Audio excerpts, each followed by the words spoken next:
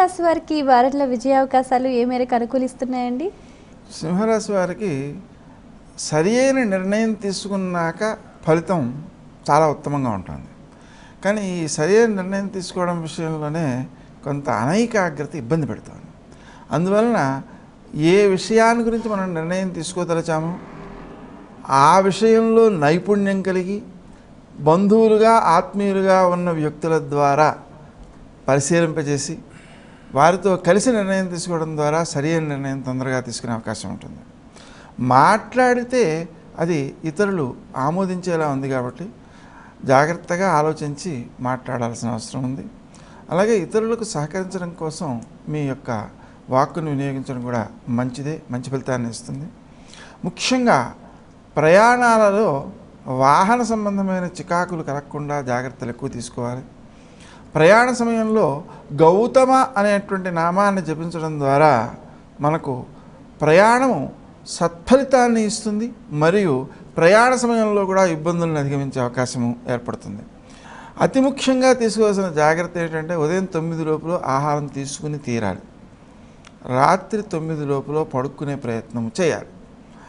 ఈ రెండింటినీ మనం క్రమత తప్పకుండా పాటించడం వలన ఆరోగ్యాన్ని పరిపూర్ణంగా రక్షించుకోగలుగుతాం.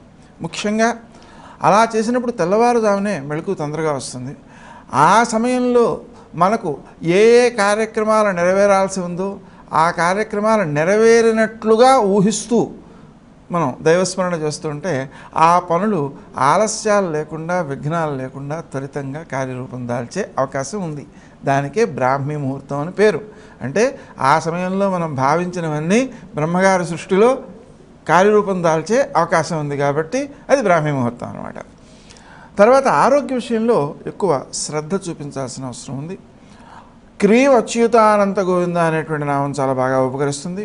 విశేషించి స్నేహ సంబంధాల కోసం వాటిని కాపాడుకోవడం కోసం అతి ముఖ్యంగా తమ స్వప్రయోజనాలను కూడా విడనాడక తప్పదు. అలాగే అనుభూతికి అవకాశాలు ఎక్కువగా ఉన్నాయి. రావాల్సిన సొమ్ము చేతికి అందే అవకాశాలు ఉన్నాయి. వచ్చిన సొమ్ము సద్వినియోగం కావడం విషయంలో మాత్రం ఎక్కువ శ్రద్ధ చూపించాలి. అందుకని స్వయంగా ఖర్చు పెట్టకుండా ఆత్మీయుల ద్వారా ఖర్చు చేయిస్తే తక్కువ ఖర్చులు అవుతాయి.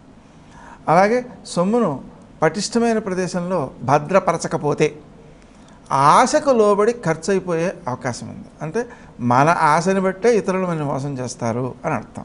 అందువల్ల ఆశను జయించాల్సిన ఆవశ్యకత పరిపూర్ణంగా ఉంది.